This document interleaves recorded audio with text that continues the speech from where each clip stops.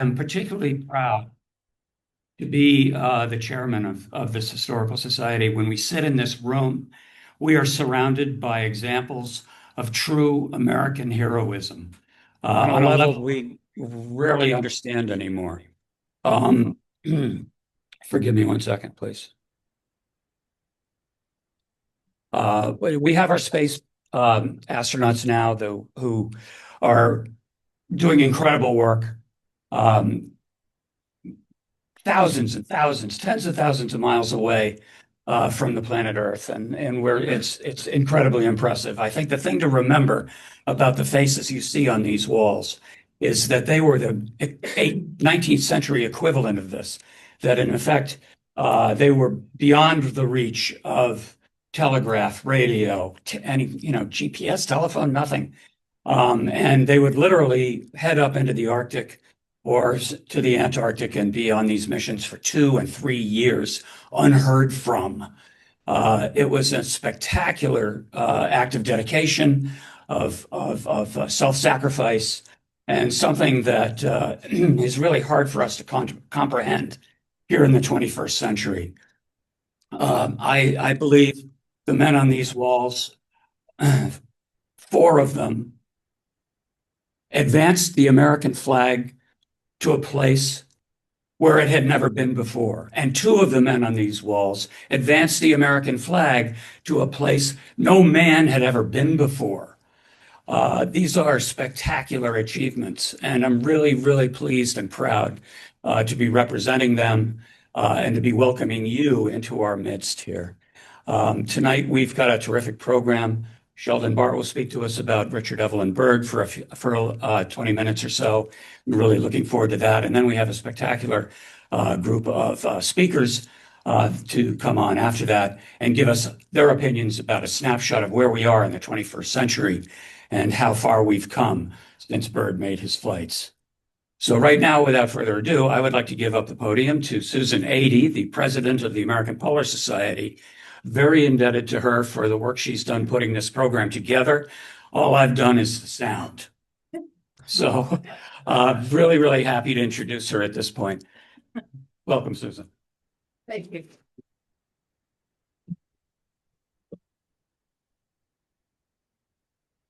Thank you, Chaz. On behalf of the members of the American Polar Society, we are grateful for this collaboration. As you can imagine, working together as a team is always an important thing. This gathering tonight in person and online would not have come to fruition at all if it was not for Chaz. So thank you again to Chaz. And ladies and gentlemen, welcome. We are really happy that you are here in person. And also we have a webinar going on, and we're really happy that those folks are patiently waiting out there for things to begin. We're so glad that you could attend, and we're just all happy that we can learn together, advancing our polar knowledge as one group. I would also like to introduce a few people that are in the room, and I'm going to ask, I know it's a little dark, but I'm going to ask if the members of the board of the American Polar Society could please stand up so that everyone else in the room can see you. If you've not had a chance to meet them yet, please do so before we leave this evening. I was going to say disembark. You can tell I work on a ship, many ships, but that's another story. We also have members of the Byrd family with us, of Admiral Byrd's family. And if I could ask you to stand up, I haven't had the chance to meet you yet. I'm really thankful that you could be here. Oh, there we go in the back. And anyone else? No, there's 3 of you. Welcome. We're really glad you could be here. We also would like to make note of the fact that we're very honored with the presence of the ambassador to the United Nations from the US, and that is Mike Walls. Mike, thank you very much for joining us this evening.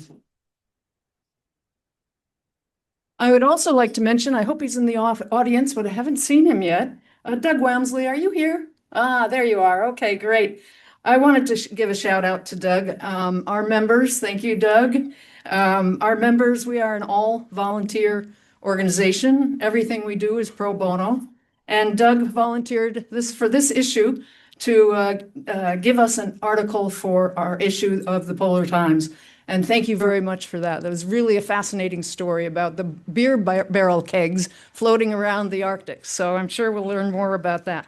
And if you're a member, if not, become a member, and then you'll get an issue to read about that. But anyway, so moving right along. I would just like to make mention about the American Polar Society, because I imagine there are some in the room who have never heard of it before. The American Polar Society has been around for 92 years. Again, all volunteer. We aim to share our knowledge and experiences with each other so that we can help expand the knowledge of the polar regions. So that's one little step we take tonight. It's almost all about education. At this time, I would like to introduce our first speaker, and that is Sheldon Bart. And I'm going to keep the bios very short up here tonight because they are all listed on our webpage, americanpolar.org. So you can go to the webpage to learn more about them. But I'd like to introduce Sheldon. He is the author of Race to the Top of the World, Richard Byrd and the First Flight to the North Pole. He is the nation's foremost authority on Rear Admiral Byrd and has lectured all over the country and also in the Arctic. In addition to his writing and lecturing, Sheldon has organized and led expeditions to conduct geological and geographical field research on both Baffin Island in the Arctic and King George Island in Antarctica.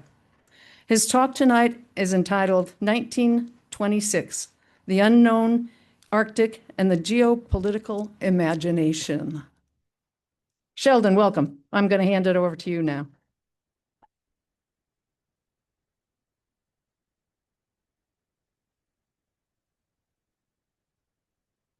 Hi, it's great to see a lot of old friends here.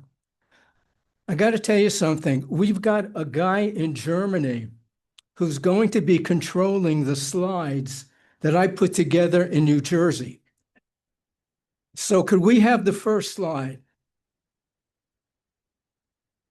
There might be a delay.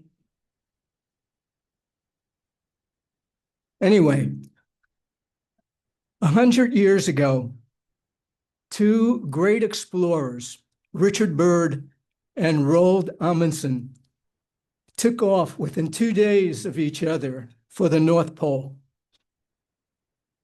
And the whole world was watching. The New York Times called it the greatest story of the year. Times had two correspondents on the spot. Shortwave radio transmissions buzzed with dispatches from the ice. The North Pole was a milestone. It wasn't the main event.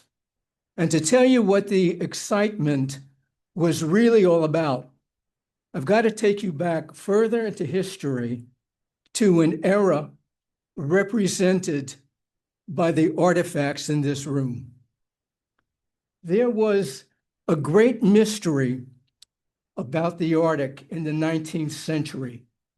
The largest blank space on the map, which you would have seen if the slide from Germany had materialized. Everything about the Arctic was a matter of speculation, including the currents and the tides. To contribute to science, next slide. To contribute to science, the early explorers embedded calibrated staves in the ice, like that, and the northernmost shores that they were able to reach. And they would stand there, shivering and recording the rise and fall of the tides. This data, sketchy as it was compiled by the U.S. Coast and Geodetic Survey, where it was scoped out by a researcher named Roland Harris, an expert on tides. And Harris thought he saw something. Harris thought that the numbers were not consistent with an uninterrupted flow of water. You know how if you stuck your thumb in the kitchen faucet, the water would go like that? Harris thought that the water entering the Arctic Ocean from Bering Strait went like that.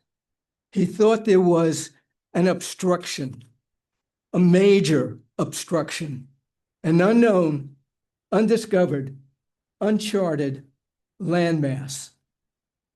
He published a monograph in 1911 in which he projected the contours of this unknown land.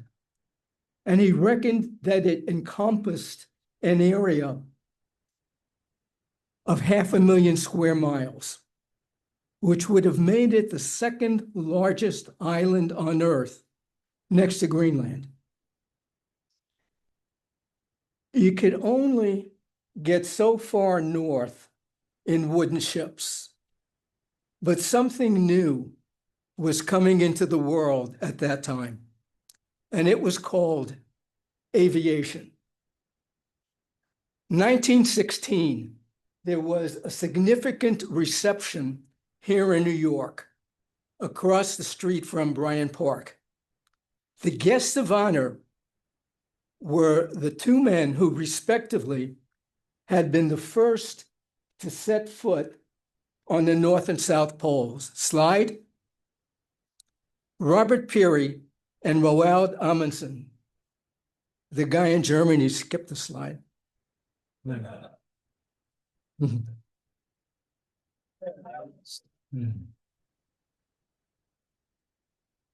Amundsen was seated on the uptown side of the room, and Peary, was seated on the uptown side of the room, and Amundsen on the downtown.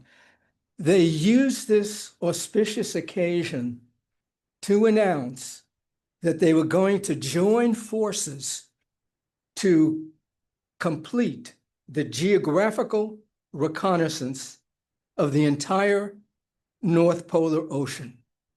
They were going to use airplanes.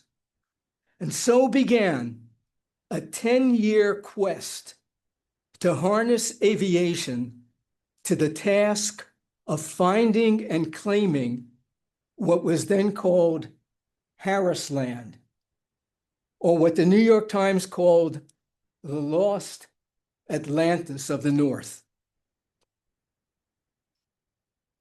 There's two things you need to know about this quest. One, it was big. It was huge. It was as big then as climate change is now. Everybody understood that air travel was the wave of the future. Visionaries foresaw air routes over the pole so that whichever nation was the first to find and claim Harris Land would secure 500,000 square miles of snow and ice and a commercial and military advantage. The second thing you need to know about the evil spirit of the North. In our culture, we're trained, to look for rational explanations. The people native to the North have a different approach. If something went wrong, if the hunt didn't pan out, if someone was trapped on a breakaway ice floe, they would say, well, the evil spirit of the North is up to his old tricks. I'm about to briefly delineate for you a litany of mishaps and misadventures that's so uncanny that I rather believe that the evil spirit of the North just didn't like the idea of those pesky people from the South poking their collective nose into his domain. First, 1917, the United States entered the European War, turning it into a world war so that nothing could get done in the Arctic until the armistice. 1918, after the armistice, Robert Peary passed away. Peary was diagnosed with pernicious anemia, which was then thought to be a disease of the blood. Actually, it was a disease of the stomach and is very easily treatable with vitamin B12. But we were still a few years away from knowledge of vitamins. Roald Amundsen, meanwhile, learned to fly. He bought a sleek, advanced metal monoplane, had it shipped to northern Alaska, took it up for a test flight, only to discover that it didn't measure up to its advertised specifications. So he scrapped it and he ordered 2 further advanced German seaplanes, only to find out he didn't have the money to pay for them. It turned out that his business manager was what Amundsen called a criminal optimist, if not a criminal. 1923, slide. The United States Navy had a lovely silver cigar-shaped dirigible called the Shenandoah.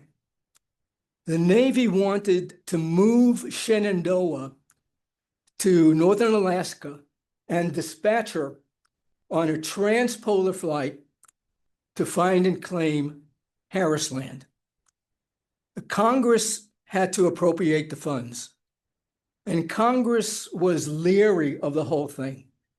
Congress asked the Navy, "Are you sure that your lovely silver cigar-shaped dirigible could stand up to extreme weather?" And the Navy said, "Why, of course. No problem. Don't worry about it." January 1924, a storm was moving up the East Coast. Shenandoah was based nearby in Lakehurst, New Jersey. The Navy decided to take this opportunity to show what Shenandoah was made of. So they moved her out of her protective hangar and mounted her on her mooring mast, her exposed mooring mast. The storm happened to be of the 100-year variety. 70-mile-an-hour winds, 70-mile-an-hour winds, uprooting trees on Staten Island, snapping power lines in Jersey City, rattling the shop windows on Fifth Avenue. Shenandoah was broadsided. Her nose cap remained affixed to the mooring mast. As for the rest of her blew away over suburban New Jersey. You thought I was kidding about the evil spirit. Slide. October 1924, Roald Amundsen declared bankruptcy. November of that year, he was here in New York. He was here in New York to embark on the lecture circuit to try to make some money. He was up in his room in the Waldorf with a paper and a pencil, and he was trying to figure out how much he could earn and how much he owed. And he reckoned that he could break even at the age of 110. He was 52. Just then the phone rang. Slide. And this fellow was on the other end of the line. His name was Lincoln Ellsworth, and his father was a millionaire. Amundsen said, "Come over at once." Supposedly, a subpoena was slipped under the door of Amundsen's hotel room as they got acquainted. With Lincoln as teammate and financial angel, Amundsen bought the 2 German flying boats. Slide. He and Ellsworth took off from what was then called Kings Bay, May 1925.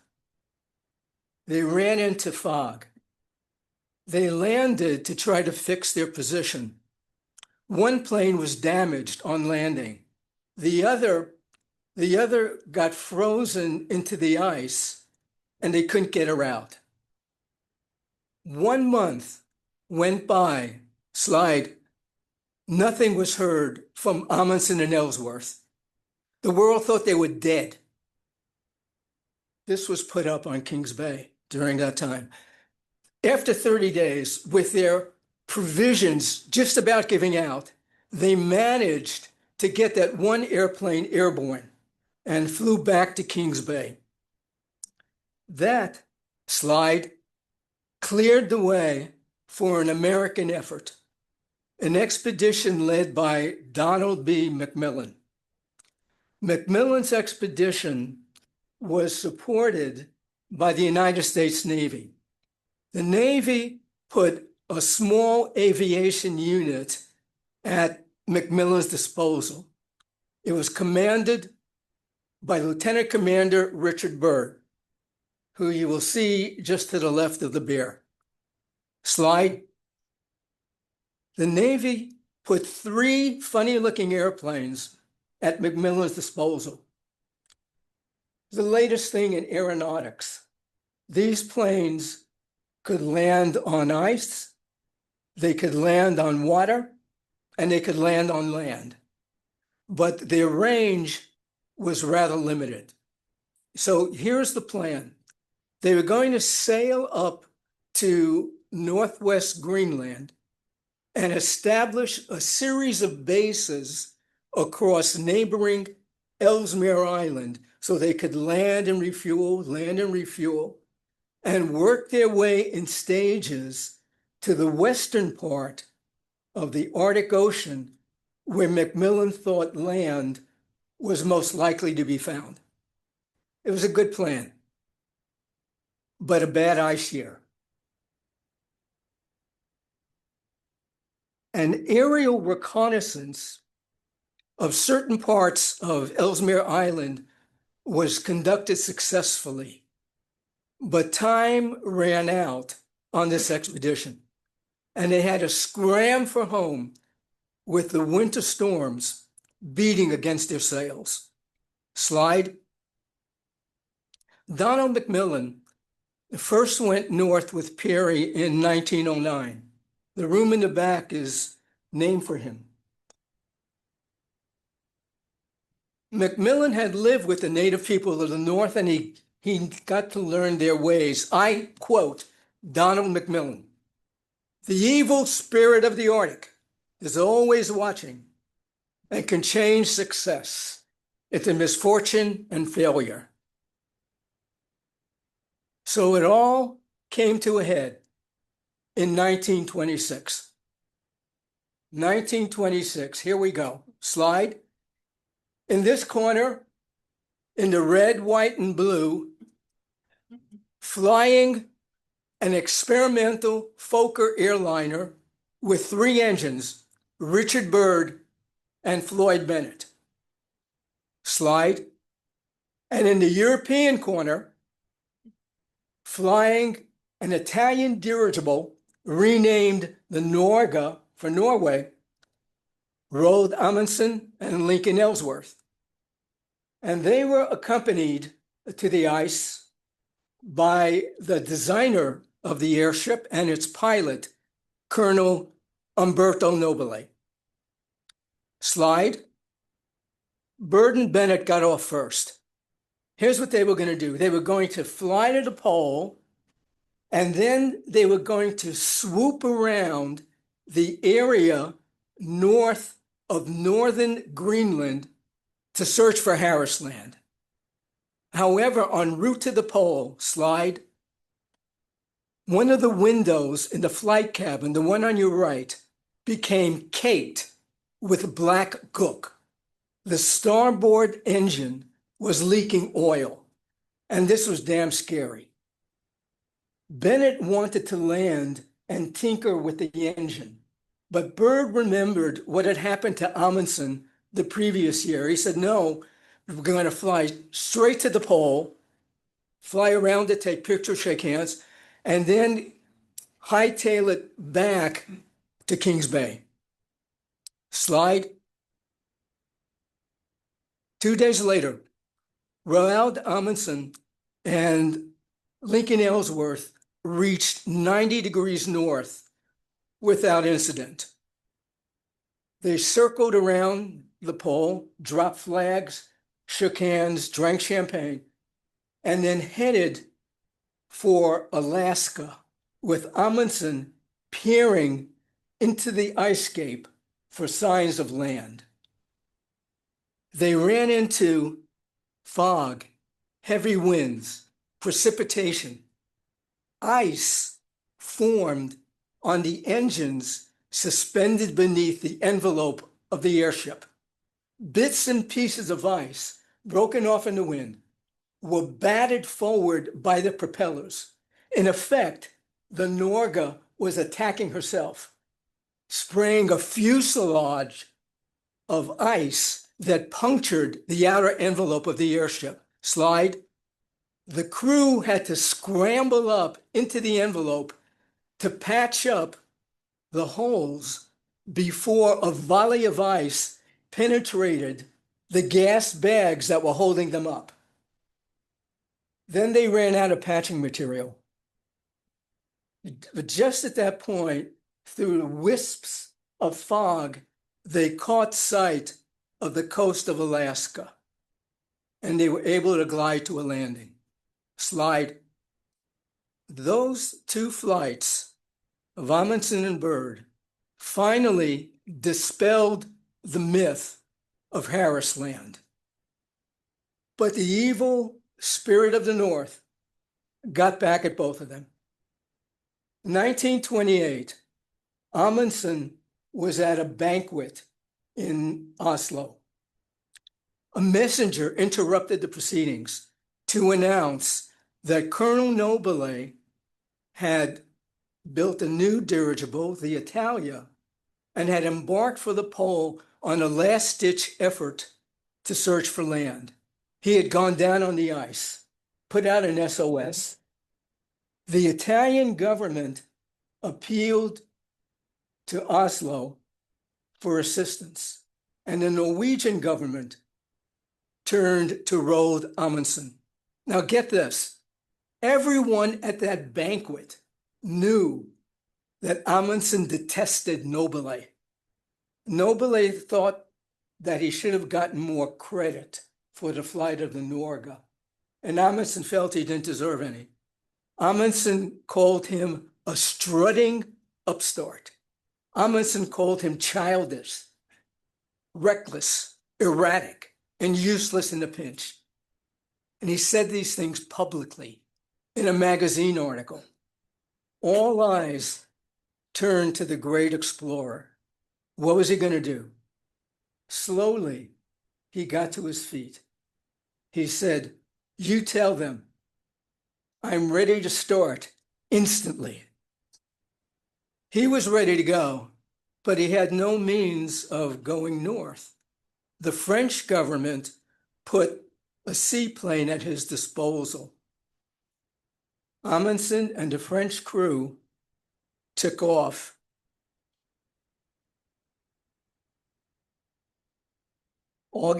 June 18, 1928. Never seen again. And as for Byrd, the evil spirit of the North got back at him too, and in a most diabolical sort of way. The evil spirit rendered Byrd's flight controversial, so that even today, so many years later, after so much commentary has been written affirming the authenticity of Byrd's achievement, there are still many people who just don't want to believe that Byrd and Bennett did what they did. Susan?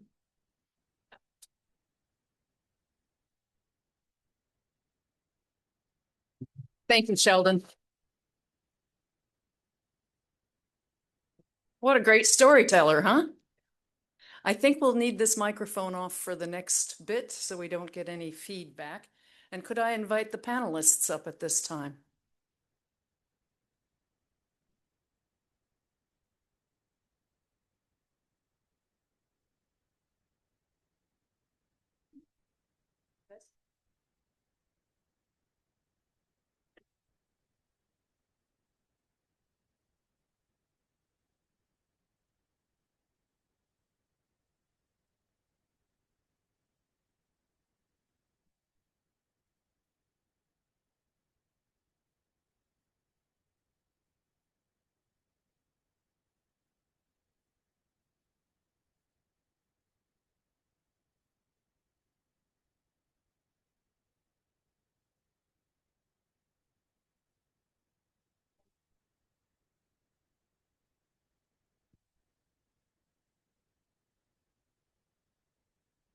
Hello? Great. Thank you very much. So that was really a stellar presentation, bringing together many components. Yes, you can clap again. I think that was really good. I love the animation in your presentation, Sheldon. That was fantastic. So this evening, our panelists that we have here are four, and we have one who is online. And as you can imagine, he's calling in from California, and our technician, Seth, is in Germany. When you're working with the private contractors who work for the federal government and work for the Polar Program, all of a sudden the phone rings and you say, oh, yes, I can do that, and off you go. So this is not unusual to have happen. But I'm going to ask for your patience with the whole process in the webinar and here as well, as we try to give everybody an opportunity to share. Welcome to the panelists. I'm so pleased that you could join us tonight. And we all have a lot to learn from you, every single one of you. And I'd like to read your bios, and I'm just going to read them. If you would like more information, again, I'll direct you to our webpage. How we're going to run tonight is we're going to ask and direct questions to them. They will have a chance to answer. And if one of the other panelists has a different perspective on an answer, I will give them an opportunity to speak as well. I'm going to ask you all to hold your questions for Sheldon and for the panelists until the end of the presentations, okay? And I'm going to start with Julia Neshua, who's sitting next to me. She's a former U.S. Army combat veteran and diplomat. She held senior security and intelligence positions in the Bush, Obama, and Trump administrations, including Homeland Security Advisor in the first Trump administration. She was also one of 7 presidentially appointed commissioners in the U.S. Arctic Research Program. Thank you very much, Julie, for making time for us this evening. Ray Arnado is online. Ray is a retired diplomat, senior scholar of the American Association for the Advancement of Science. Ray was the senior department's lead Arctic and Antarctic negotiator during his career. He assisted in formulating U.S. U.S. polar policy as director of the Office of Oceans and Polar Affairs. Lawson, who is sitting all the way at the end there, Lawson Brigham, is a distinguished professor of geography and Arctic policy at the University of Alaska. He has also served as senior fellow in the Institute of the North, Alaska's Center for Arctic Policy. Most recently, he was named in the 2024 High North Hero, an honor bestowed by the North Country Center for Business and Governance at Norway's Nord University. William Muntean, there we go, was a career Foreign Service officer with the U.S. Department of State for over 20 years. Most recently, he was assigned as senior advisor for Antarctica. He remains active on polar topics as a senior associate at the Center for Strategic and International Studies. Meade Treadwell has come down all the way from Alaska to join us this evening, is a former lieutenant governor of Alaska. Meade chaired the United States Arctic Research Commission, and under the auspices of the commission, influenced the development of U.S. Arctic policy. As a polar visionary, he has helped to establish two transnational institutions, the Arctic Council and the Northern Forum, forging partnerships between Japan, Korea, and the Russian Federation. Norway, Iceland, and the U.S. Thank you, Meade. And for myself, my name is Susan Adey. I'm currently the president of the American Polar Society. I'm a lifelong naturalist. I guess I don't have to read this. Over the last 50 years, I have taught thousands of all ages about nature. In the last 35 years, my focus has been on the polar regions as a lecturer, expedition leader, and manager of expeditions into the polar world. I have led numerous trips throughout the Arctic and Antarctic, including the Russian Arctic and 7 trips to the North Pole. So welcome to all of you, and thank you again to our panelists for joining us this evening.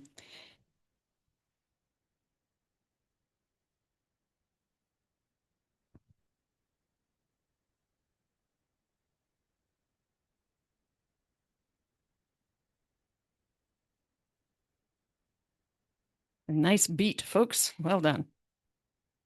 This first question is going to be for everybody. And I'm going to start, though, with Julia, if you don't mind. The question is, given your background and the experience that you have, what do you think is the importance of the Arctic today, and why should anyone be curious to learn more? Thank you very much, Susan. I think everyone can hear me okay. There we go. A little closer. Okay. Is that okay? Yeah. Okay. All right. And again, thank you to the American Polar Society and everyone here today for having me speak and learn more about your organization. So it's such an important time. There we go. Maybe it's the phone. Nope. Give it a second there. Excellent. Okay, great. So I do a lot of travel, as you can imagine, on planes, and I've jotted down some notes to make sure we can cover, even though we've got five panelists today, and I wanted to make sure I encompassed it all. So bear with me. I wanted to cover a few grounds with my outline here. As you heard from my background, serving as a diplomat and mainly in the national security and energy security sectors, if you will, I've kind of looked at it from that lens, and really spending a lot of years watching the Arctic shift from what it was, a remote, frozen, largely cooperative, I'd say, region called the High North, to more of a low tension area at times, to what is today really considered, I'd say, a strategic frontier, where you have climate issues, where you have great power competition, and I'm sure we'll talk a little bit about that, as well as resource realities. So first, I'd say from a national security standpoint and perspective, there's no doubt the Arctic matters now more than ever since the Cold War. I mean, we just had this tremendous presentation earlier on some of the history, but when you think about the melting sea ice, for example, opening new shipping routes, most notably Russia's Northern Sea Route, the NSR, which can certainly, cut transit times between Europe and Asia by up to 40%. You think about what's happening today with the Hormuz, for example, the Arctic will be such a new frontier for a lot of reasons. So you have that same accessibility that has allowed Russia to aggressively militarize the region, rebuilding bases, expanding its northern fleet, and certainly concentrating nuclear assets on the Kola Peninsula at the same time. You have China that's partnering with Russia, especially when it comes to joint patrols and icebreaker operations, positioning itself as a near Arctic state. We were just talking about this a little earlier. And in particular for the United States, I'd say, thinking about also our NATO allies, this means the northern flank of the homeland. That includes Alaska, as well as Greenland, the Bering Strait. It's no longer a backwater. It's a forward line of defense, a potential choke point, if you will, for global trade, as well as military movement. Domain awareness, ice-capable assets, and allied coordination are no longer optional. These are all essential. Now, on the other side of this, which I would say does go hand in hand, is the energy sector. And we talk a lot about maybe natural resources, critical minerals. Well, those stakes are equally high. The Arctic holds roughly about 13% of the world's undiscovered conventional oil and 30% of its undiscovered natural gas. A lot of this does come out of a 2008 report. Hopefully, we're going to get that updated for the latest and greatest. But today's real strategy prize, I'd say, is a lot of discussion on critical minerals, on rare earth elements that are concentrated there. In fact, I think 31 of 34 materials the world needs for batteries, renewables, defense systems, as well as high-tech manufacturing is critical for that. So when you think about this era of supply chain vulnerabilities, energy demand, especially with the rise of AI and data centers, responsible development in the Arctic really isn't just an economic opportunity. It's truly a national security imperative that can reduce dependence as well on our adversary suppliers. And then your second part of that question, why should we be curious, if you will? Well, again, the Arctic is no longer out there, right? What happens there has a ripple effect. There's new trade routes that affect global shipping costs, mineral and energy supplies that shape everything from electric vehicle batteries to the price at the pump. And the region, of course, is rapidly warming. 3 to 4 times actually faster than any other place on the global average. So that will drive weather patterns, sea level changes that's felt on every continent. So the Arctic today is, I'd say, the clearest preview of how we can view the environment, looking at security, looking at economic interests that will certainly intersect in decades ahead. And really, I'd say understanding its then and now, it's not an academic or a theory aspect. It's actual practical preparations for the world, I'd say, that our children will certainly inherit. And I look forward, I won't take up too much time because we know everyone's going to answer this question to further discussions on this topic. So thank you. Great. Thank you, Julia. Why don't we move on to Mead? Well, Susan, thank you. And thank you all for being here. I just want to say that it's great to be on a panel with Ray Arnaudo, who taught me lots about diplomacy when I was a young deputy commissioner of environment in Alaska. And Ray, you were put in charge of the Arctic Environmental Protection Strategy at the Department of State, and you didn't have any money, so I was funding the programs that you committed to. It's a pleasure. There's a story that we love to tell about Ray that he came to see the governor's representative in Alaska. He actually played a very important role in Americanizing our fisheries, also at the office. And so it was well known in Alaska, and he came in a jocular fashion, said to the governor's representative, "I hear you guys are starting this Northern Forum. It's the State Department's job to make foreign policy." And I think John told you, "Well, why don't you go make some?" And the fact is that we have done a whole lot together and with others at this panel. In fact, everybody else at this panel I've had a chance to work with on developing Arctic cooperation.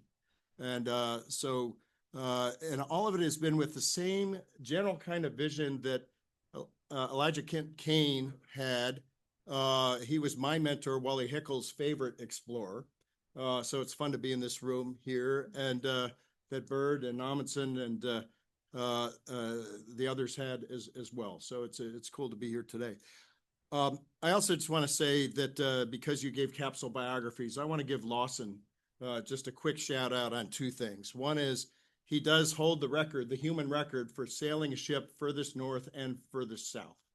And he also, I could not have turned to any accomplishments at the Arctic Research Commission had he not been our deputy director.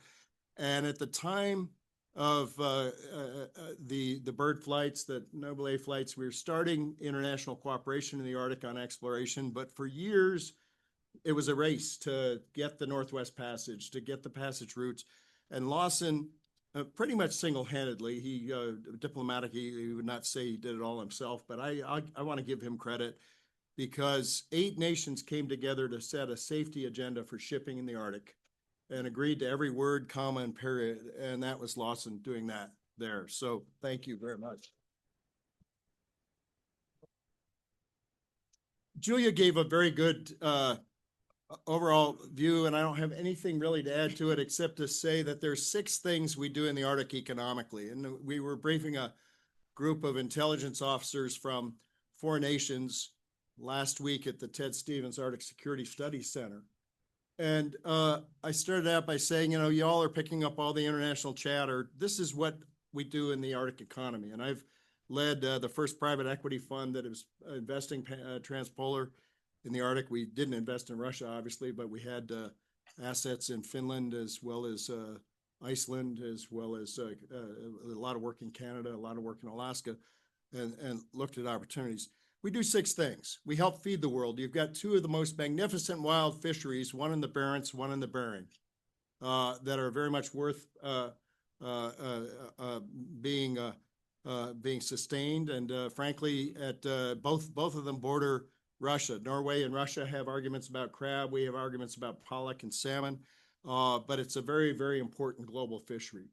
We help fuel the world, and not just with oil. The study that Julia mentioned in 2008, it may well have contributed to Greenland's feelings about independence, because we showed how much oil and gas potential they had, because independence really depends on being able to support yourself. And oil actually helped Alaska become a state. But it's not just that. You've got major shipments of hydro from Norway into Northern Europe, major shipments of hydro from Canada into the northeastern United States. We are a test bed for virtually every new technology, because you go to a village in the Arctic and they're paying 50, 60, 90 cents a kilowatt hour. So we are often the vanguard on energy. So we feed the world, fuel the world. We also provision the world. We were talking earlier today about a mutual friend named Ron Sheardown, who lost an airplane at the North Pole. But Ron was a geologic prospector. At one point had $1 billion mine going in Russia, one going in Alaska, and one going in Canada. The one in Alaska is one of the largest lead zinc mines in the world, and the one in Baffin Island is one of the largest iron ore mines in the world. And he was a part discoverer of both. So we feed, fuel, provision the world. We also connect the world.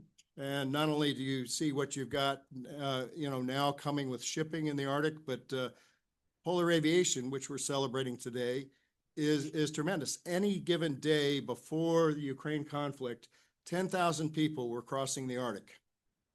10,000 people. We were dropping pennies from heaven on Russians for overflights of $500 million a year. And Arctic aviation, you could take off from Detroit and go to Shanghai, and about 3 hours out of Detroit, you're over the Canadian Arctic, and then you're over the Alaskan Arctic, and then you're over the Russian Arctic to get to Shanghai. And most of your trip is through the Arctic, just as Lindbergh predicted when he did the flight north to the Orient, and which is a fun book he and his wife did then. The Connections of the World. Anchorage is the largest cargo airport in the United States. Why? Because we are the gas stop for anything the Europeans are flying to Asia and vice versa, and we're the gas stop for anything the Asians are flying to North America and vice versa. And people asked me when we're arguing for icebreakers, why should American taxpayers pay for icebreakers so China can sell goods more efficiently to France? And the answer is, well, we make a whole lot of money on the airports where we do that. We should be in the ship services business. And that's one of the arguments for the U.S. moving forward in Arctic shipping. So we also protect the world. And the reason why you hear about Greenland, the reason why you hear about the importance of the base where Mike and Julia made a accelerated trip a little over a year ago, is because that base is our line of defense for over 700 million people.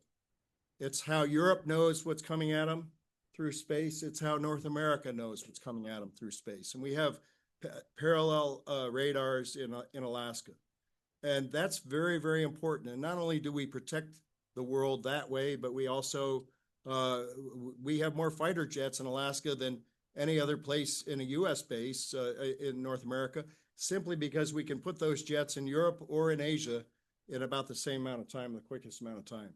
So feed the world, fuel the world, provision the world, connect the world, protect the world. And the last thing I'd like to say is inspire the world. And whether it's that polar bear behind me or magnificent beauty or the cultures of people who've lived in these places for 10,000 years, tourism is one of the fastest growing industries in all the places. Our company is building the hotel at the airport in Greenland and has got 4 or 5 others that we're working on. And so from a business standpoint, everything that we talk about national security, it's those 6 things that reflect national security. And we'll get into geopolitics, I know, in your next question. Yes, it's a beautiful airport too, I'd like to say. Thank you. Bill. Great, thank you very much. And just to build off on Meade's last point and to tie it in with Sheldon, the people, that is a great reason to be involved and be caring about the Arctic. 1926, we had a lot to learn. I didn't know that we were searching for a lost island. Harrisburg? Harrisland? Oh my goodness. So I love this. I get to learn. But this is what we were doing back in 1926. New York Times being active, the media being active, the public being active in polar affairs. Could we use that now to increase our knowledge of what's happening up north and down south? Is it necessary? I think so, particularly with all these great reasons that an unbiased former Alaskan lieutenant governor would be mentioning about why we should be interested in the Arctic. I find them to be fascinating and also very compelling. So again, I'm proud to be part of the Polar Society, glad to be really here. And thank you to Chaz and everybody who is present. This is an opportunity and a great reason and a great example of how us as people can be and should be involved in polar issues and knowing about it. Thanks.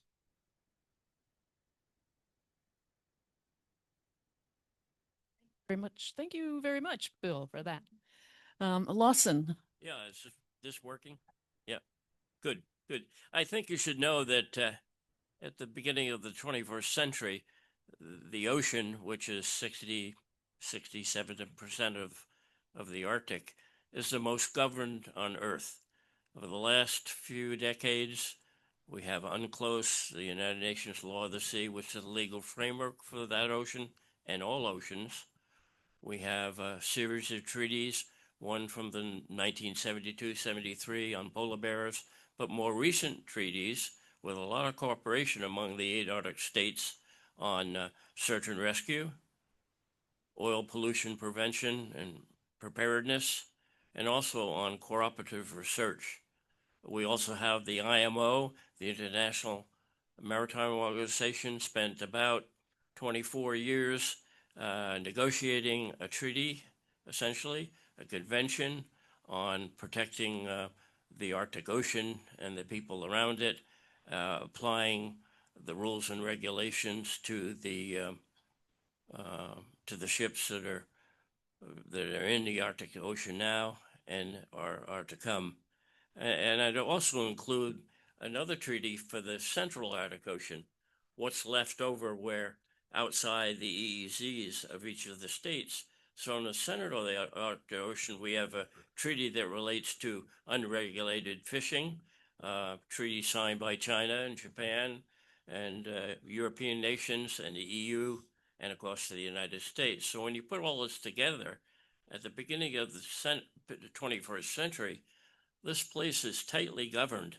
So I'm very interested that we hear about friction and not cooperation and problems and potential conflict, when in fact, the top of the world is most governed anywhere on the planet and is most peaceful, along with Antarctica, of course. I think I'll leave it at that. Thank you, Lawson. And I think also I'd just like to say that Lawson was instrumental in the creation of what's called the Polar Code, which is a governing law, rules, regulations that dictate how ships operate and how they should be outfitted to operate in the polar regions. And I've been working on ships for 35 years in the polar regions, and I just want to say thank you very much for helping to keep us safer. So thank you. And last but not least is Ray, who we are bringing to you with the modern technology called the telephone and a microphone. So Ray, if you have the time still and can share an answer with us, we would love to hear from you. Really? Is your microphone? So try next to yours.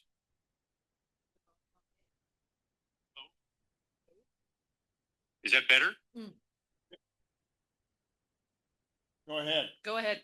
Yeah, can you hear me? Yes. Okay, very good. Well, Lawson, thanks for that shout out at the beginning. I was going to talk a little bit about the beginning of the council, but let me just say that I got interested in it when I got my job at the State Department, and I realized we had a wonderful agreement in the South, in Antarctica, which had led to, is that better? Can you hear me okay? Yes. Okay. We had this agreement in the South, the Antarctic Treaty. It's been in place since 1959. And I had this sense, but the Finns were the ones who led it and said, we really need to cooperate, get our 8 countries together, meet regularly and talk about the problems and how to fix them and work together as a unit. Both the Soviet Union then and the United States opposed this because we thought we had too many treaties.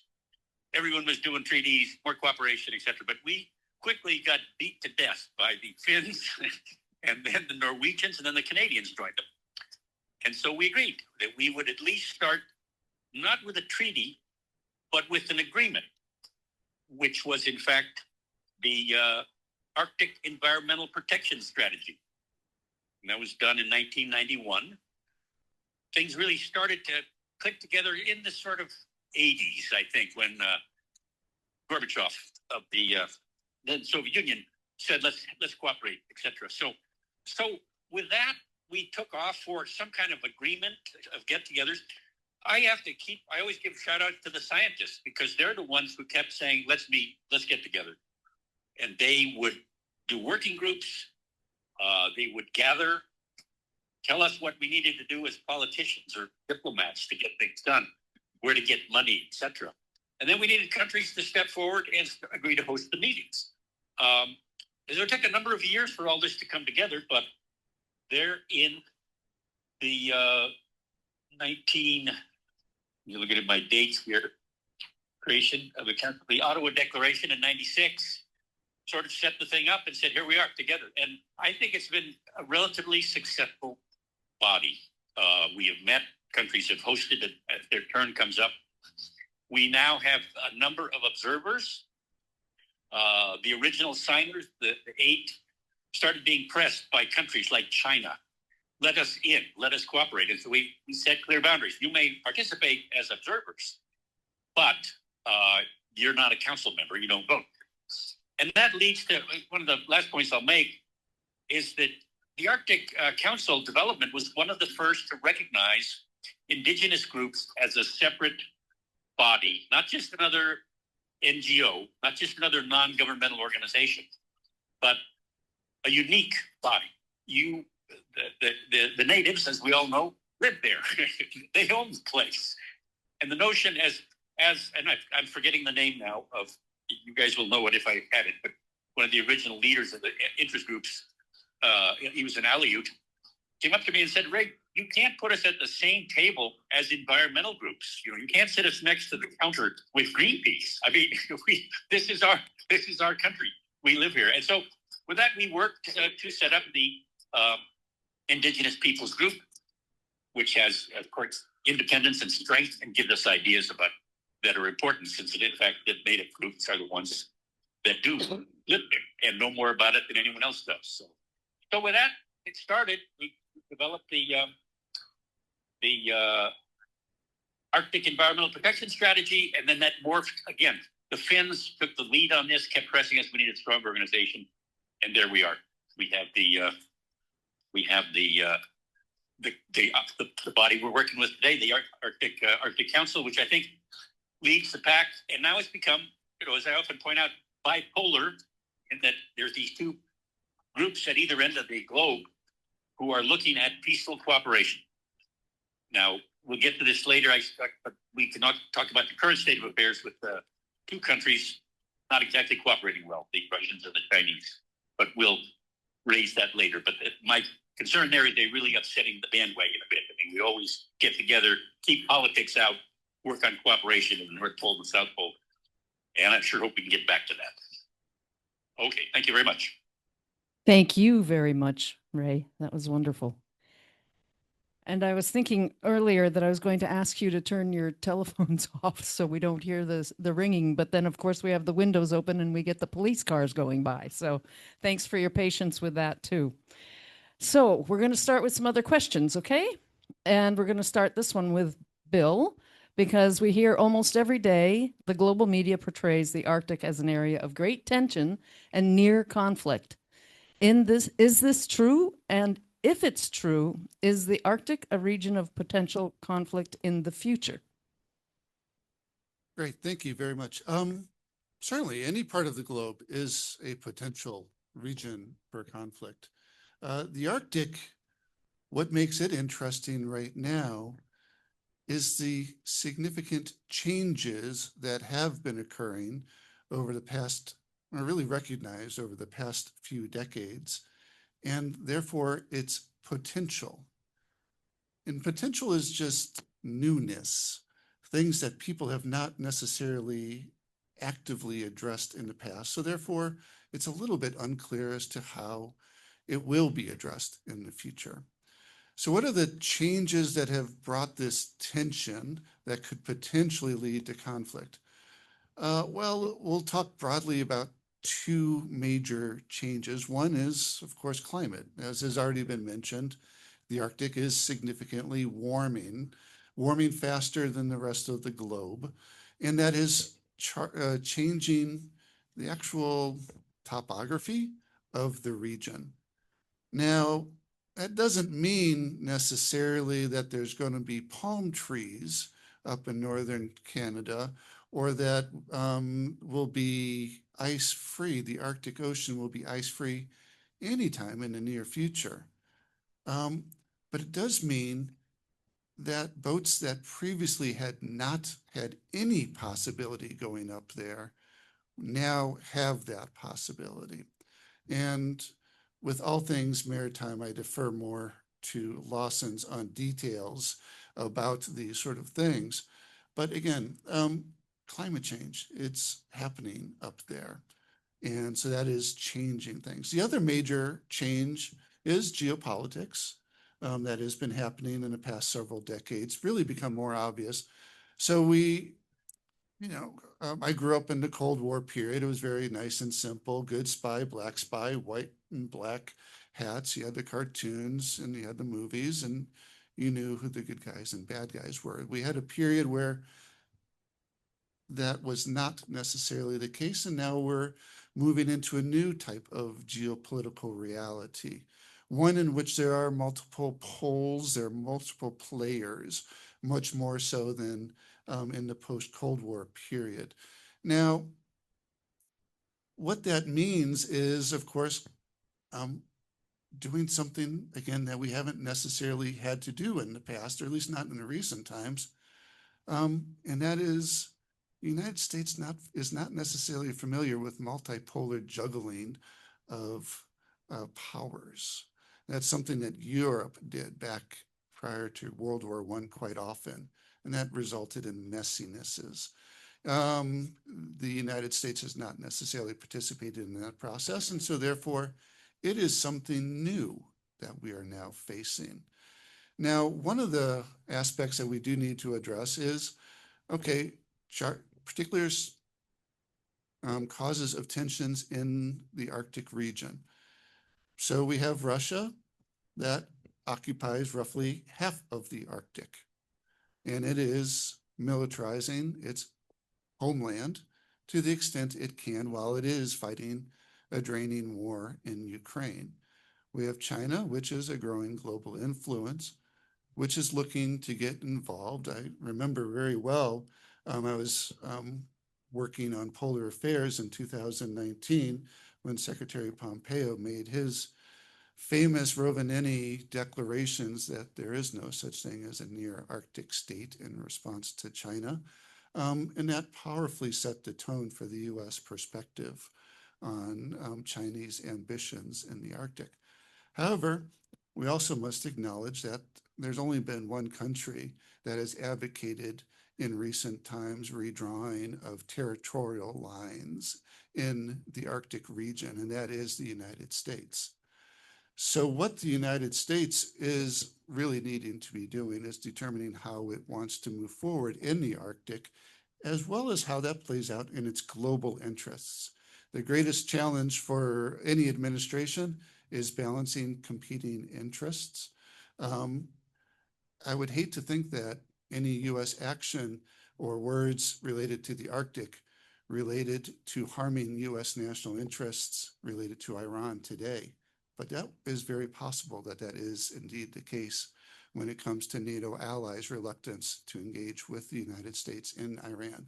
I'd also hate to think that any words or actions in the Arctic would slow the U.S. development of our redevelopment of our national or defense industrial base, which includes icebreakers. That includes cooperation with Canada and Finland, which was a great achievement from the first Trump administration and has been continued on with the second administration. Balancing these competing geopolitical interests will continue to be a challenge.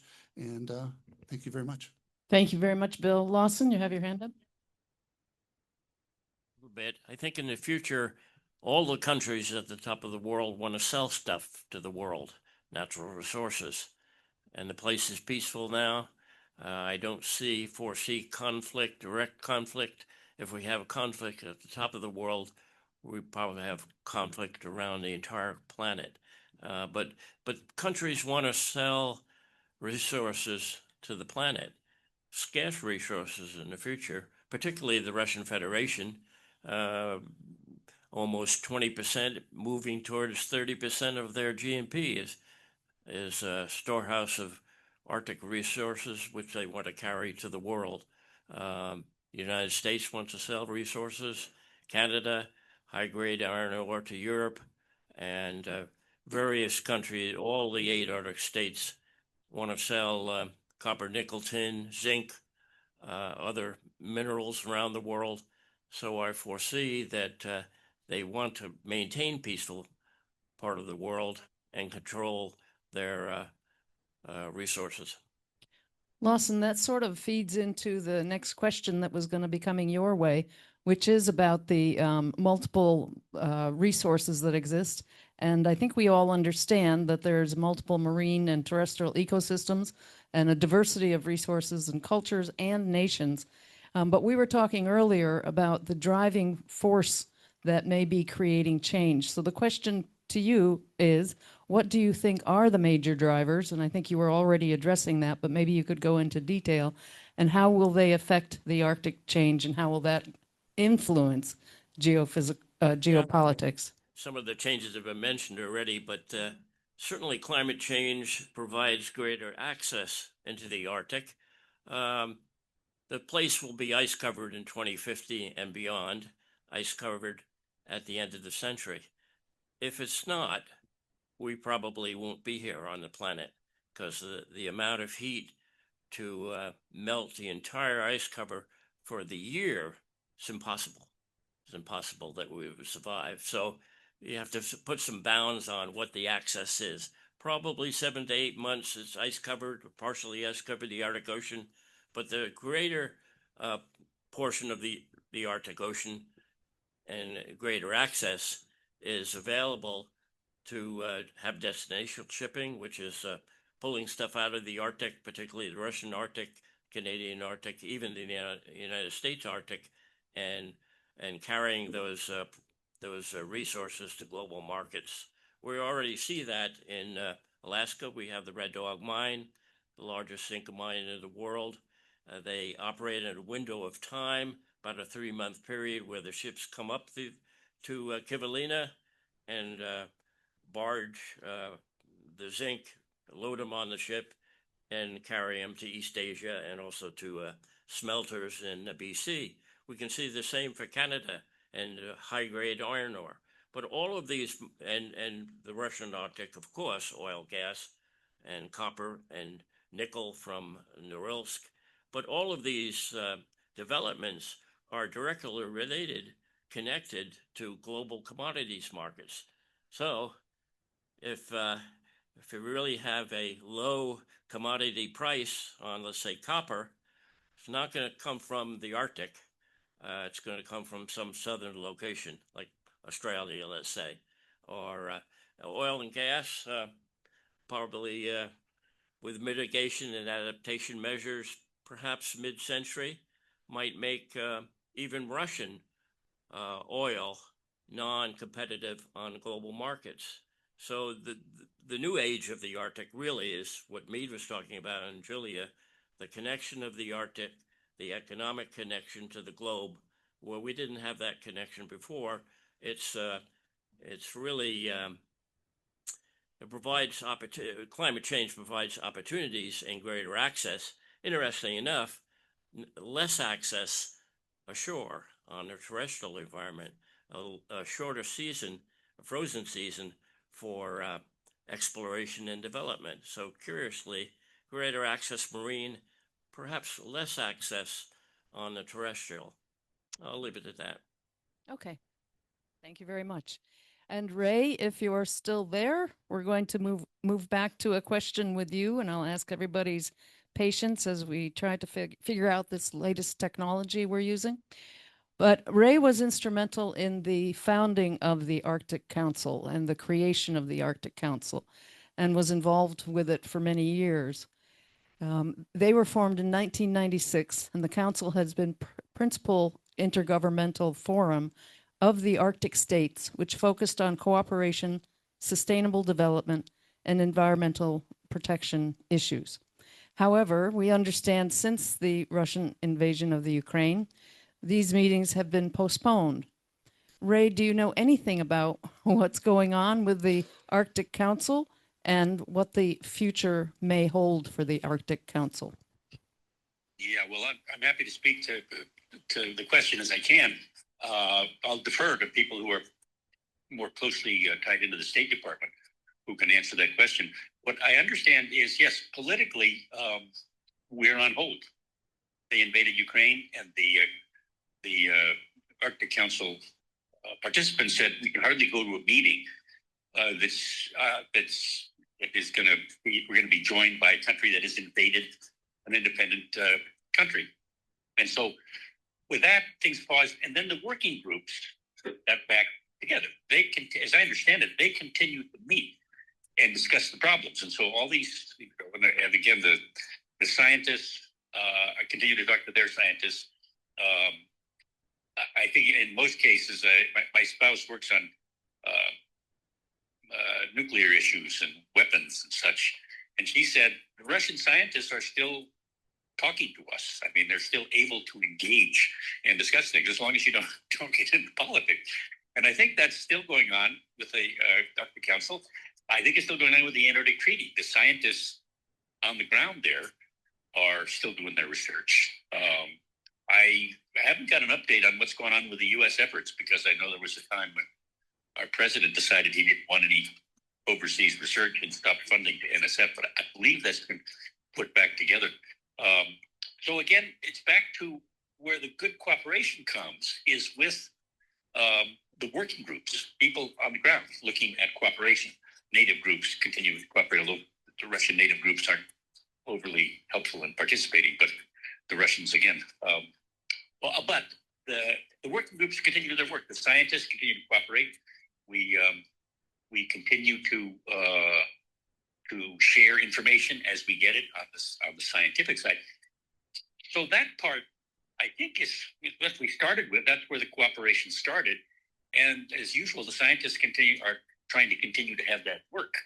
How successful it's going to be, well, let's keep at it, because again, peace at the poles, the two regions where there are no military activities that we know of against each other. I mean, we have military ships that are there, but there's no defense systems being set up, etc., specifically with the other Arctic countries in mind. So, as I've said, these polar agreements are serve as a flag of cooperation. And I think, and again, I'm more than delighted to hear you might have a few more comments on current activities. But as far as I know, the scientists still are talking to each other, and that's one of the engagements with Russia that we need to keep up. So let's keep up the good work. Great. Thank you very much. And I like that idea, peace at the poles. That's very nice. Julia, I think you might be able to address some of these points that he brought up as well.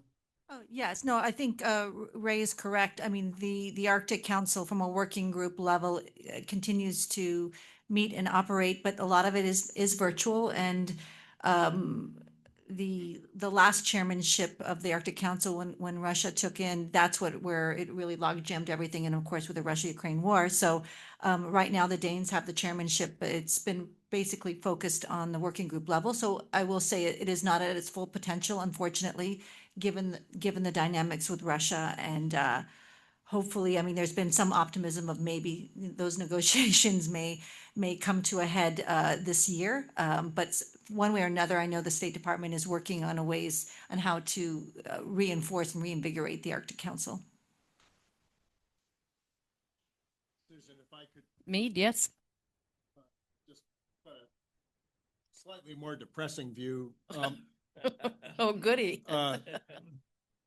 We do not have the fishery science cooperation that we need with the Russians right now. Not only are they catching more fish than they probably should be catching, they're not telling us about it. They are having a salmon shortage. We're having a salmon shortage.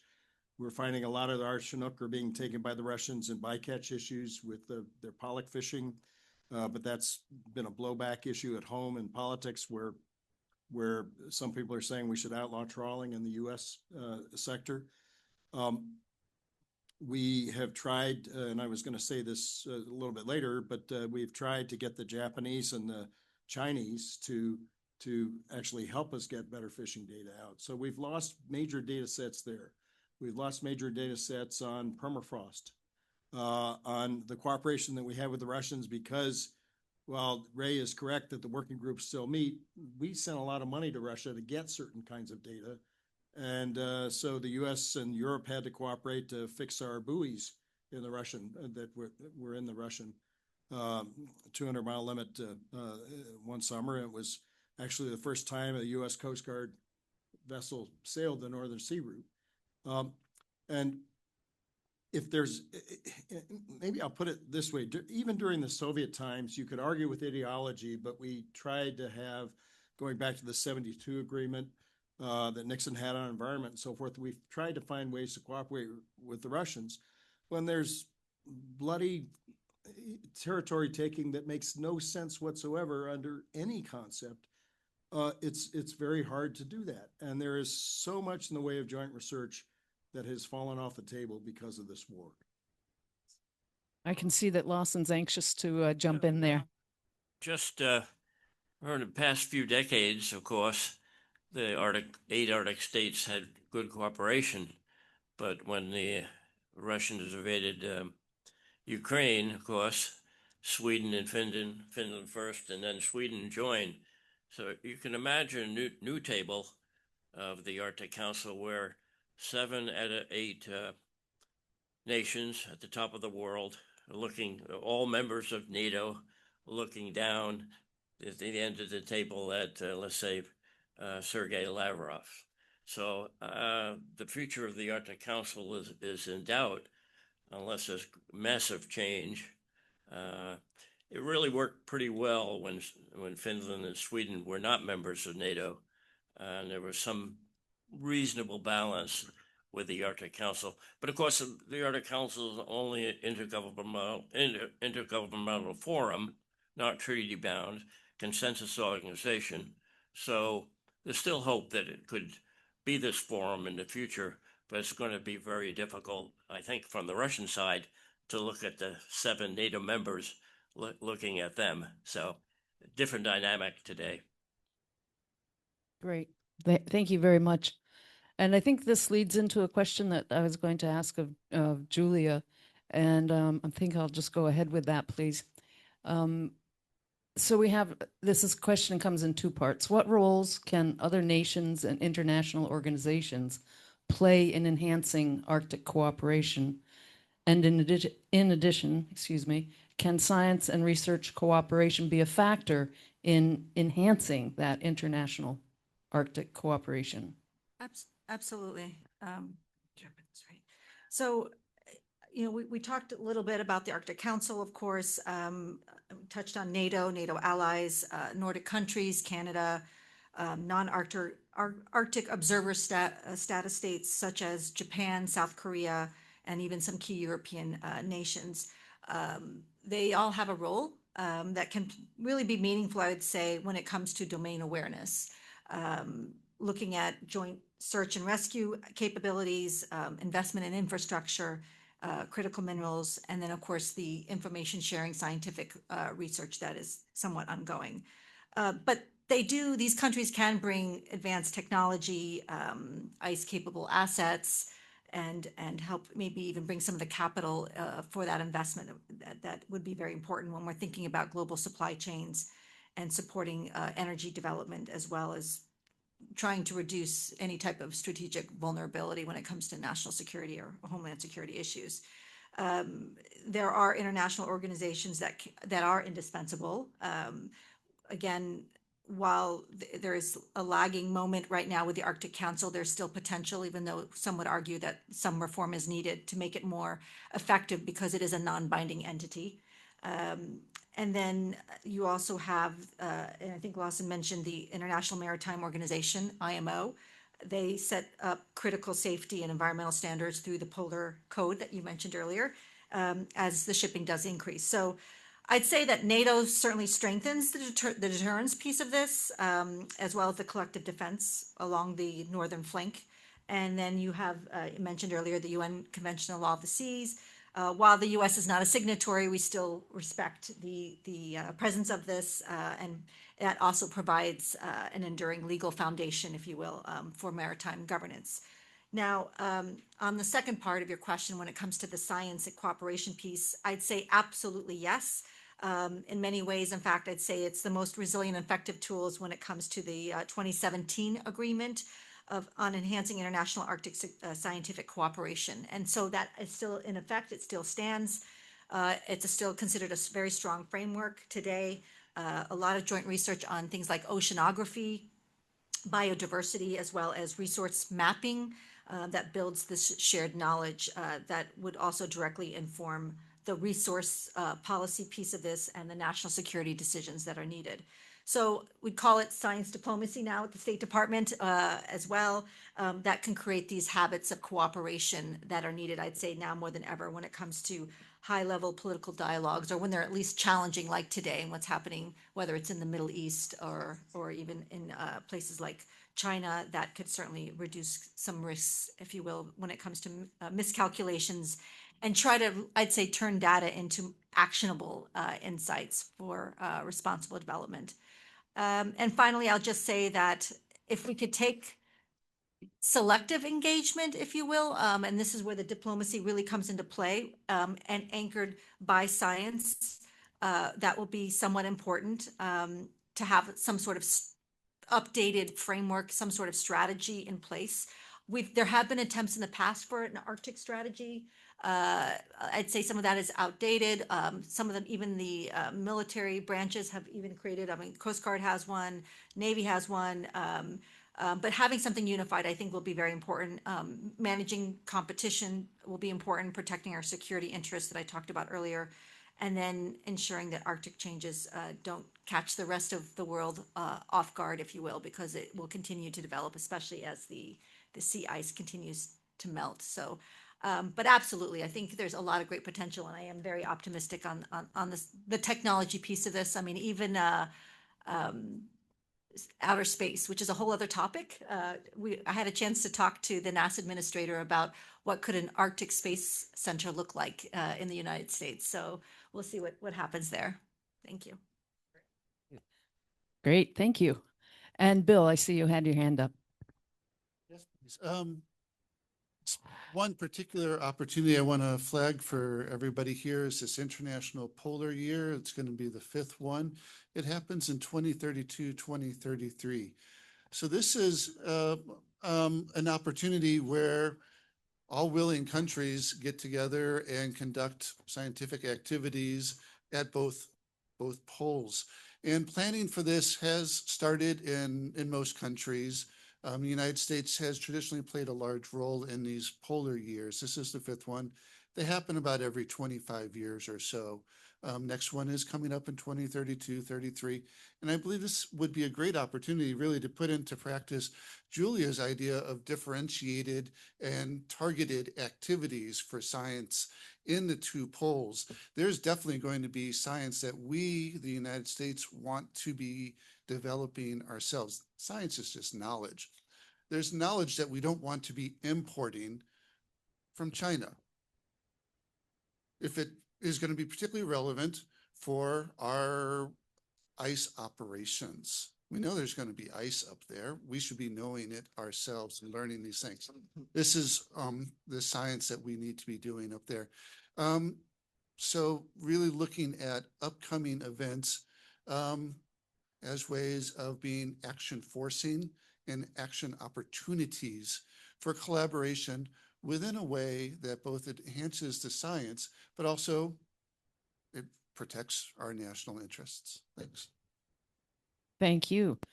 And at this time, we're going to ask again, like we started with one particular question, we're going to do that again for an end question. And I think it's interesting, having started with Sheldon, talking about Byrd and Amundsen 100 years ago, wondering if they ever sat down and thought, what's it going to look like up here in 100 years? Or what are they going to be talking about in 100 years? And I'm not sure they did that, but we're going to have the opportunity to do that tonight. Given, again, your background, given some of your answers to questions and what is ahead for you in your careers, and I know some of you are retired, but obviously you're still working. Thank you very much for that. But I'm curious, if you look ahead 100 years, multiple generations, what do you think the Arctic will look like? And I'm going to start with Meade. Well, I agree with Lawson to begin with that, and you don't always hear that, Lawson, I know, but that there will be sea ice. And while we've had periods 60 million years ago, we did have palm trees in the Arctic, but we still have the same light, dark situation. I expect that we're going to have sea ice and so forth.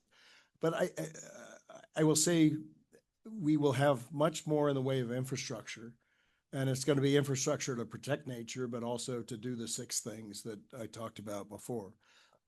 I expect you'll see more trans-Arctic cables. I expect you'll see more Arctic ports.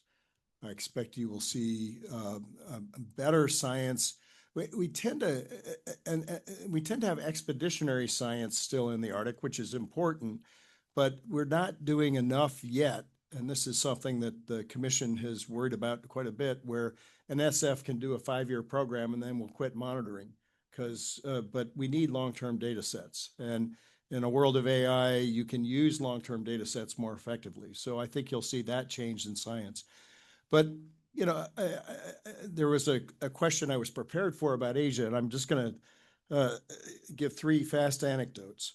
I'm sitting in the Vice Foreign Minister's office in Korea talking about shipping.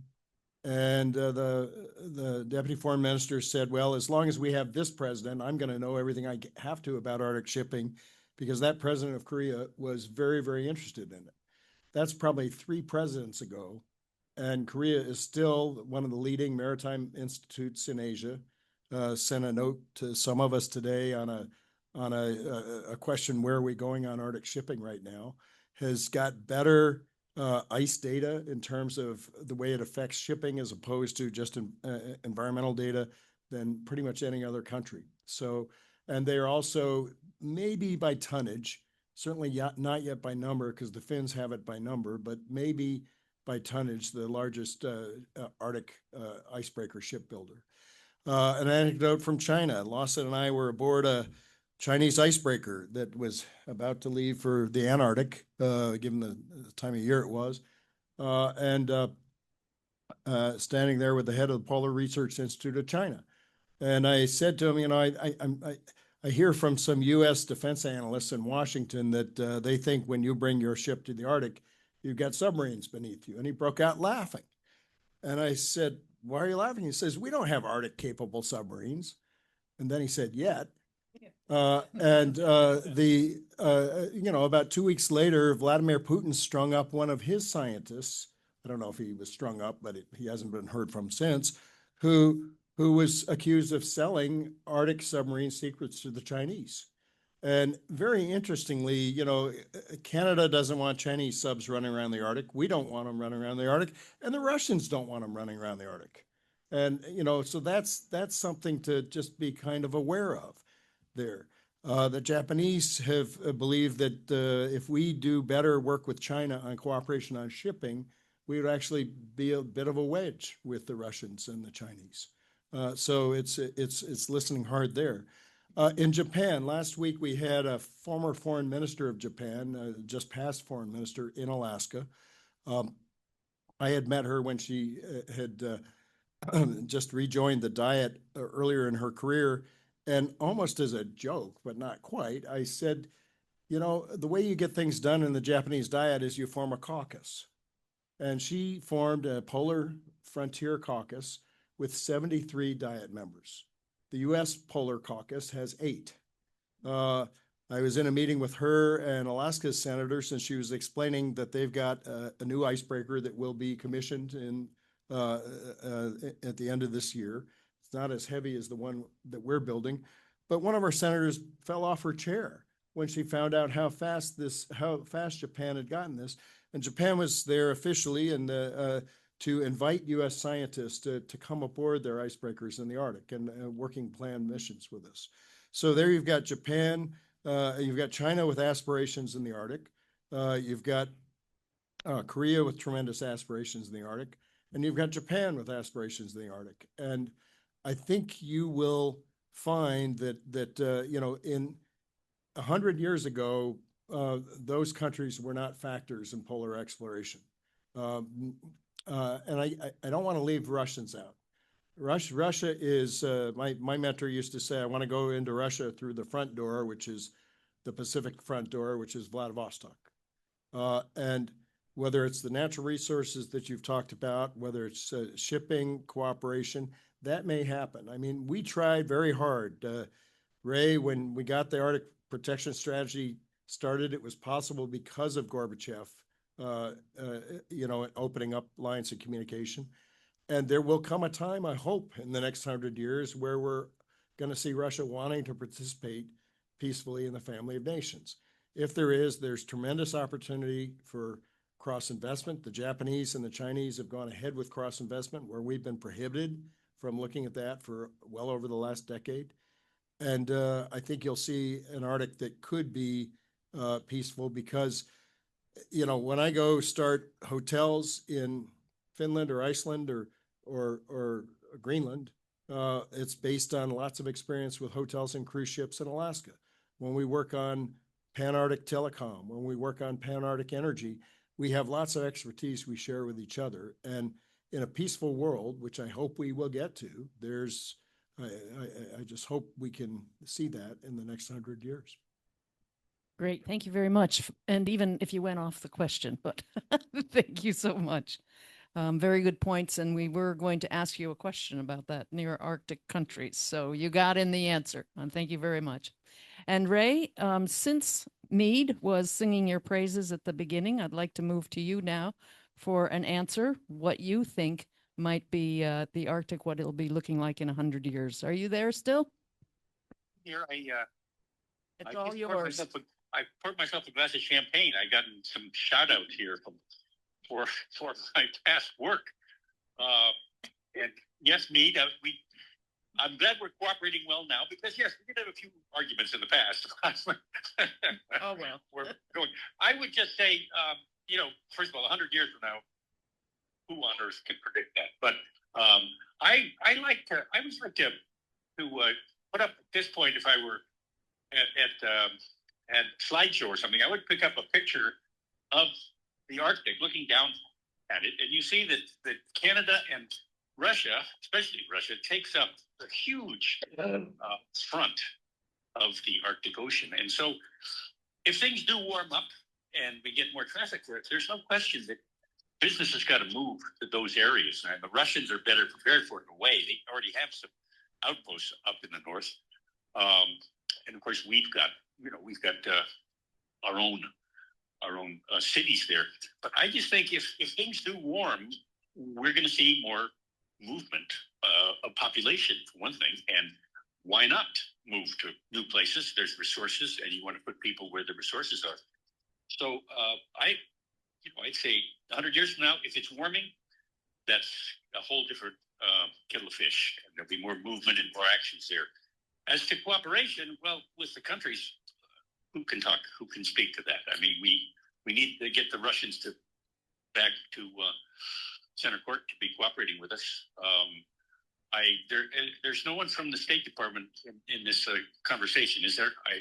I would appreciate someone who's connected there to have some comments on what do they think. Is there any way to improve our intergovernmental relations with one of the 8 Arctic countries, which is not cooperating much? But that will change the whole dynamic if things do get back to normal. We're back to as we started in the past. These were zones of peace, the North Pole and the South Pole, and people cooperated. And if that happens, then we can have more growth. I think that it's more likely if there is global warming, it'll affect the Arctic much more than the Antarctic, because as you know, Antarctica is its own continent. It's going to take it much longer time to warm up. There's still not much melting of the polar ice cap in the South Pole.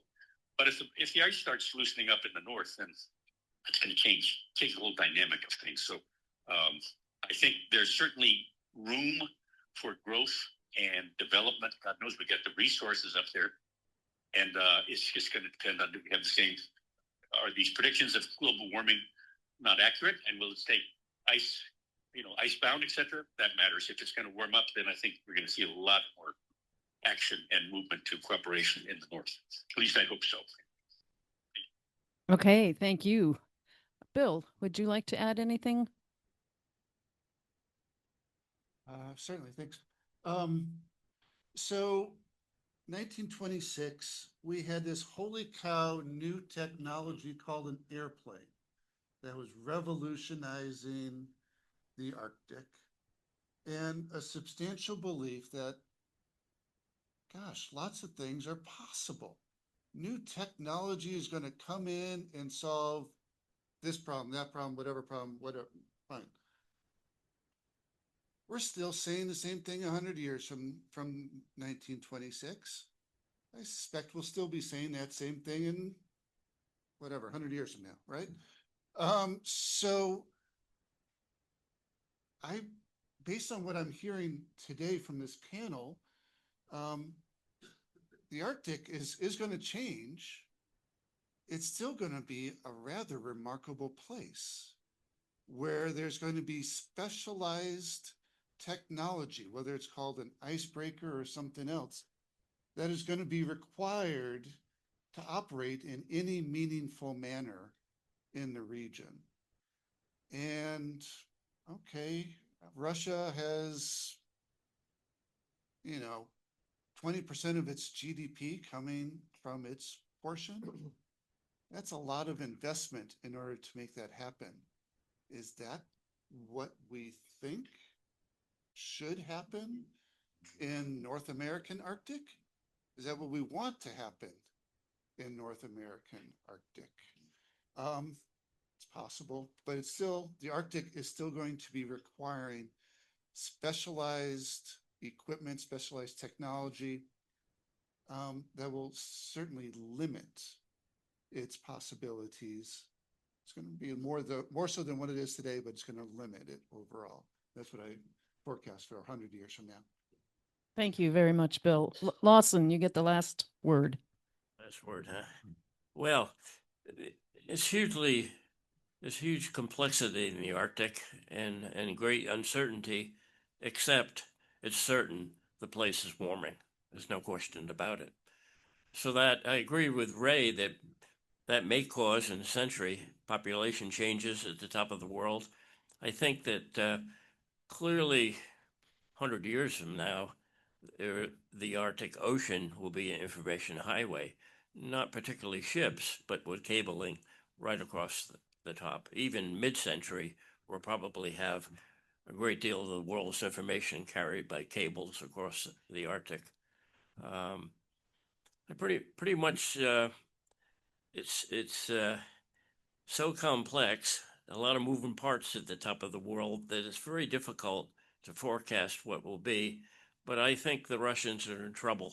I think their complete dependence upon resource economics leads them to disaster in the future. So whether Russia is around 100 years from now or not, I suspect we will be around. China will be around, but I'm not quite clear of the Russian Federation, or maybe well, I won't speculate. I just think they're in trouble because of their reliance on fossil fuel as a resource. Great. Oops. Great. Thank you very much. And I think that I think we could probably go on for another hour or so with those kinds of questions and with your amazing answers. One of my greatest pleasures in life has been the people I've gotten to work with and who I've learned from. And that's a little bit of what you just went through, was learning from these people who have so much more experience than I do, including Ray over here on the telephone. We would like to open this up for questions to whoever would like to ask questions. And we have one from online that we will start with. And this is from Robert Jensen.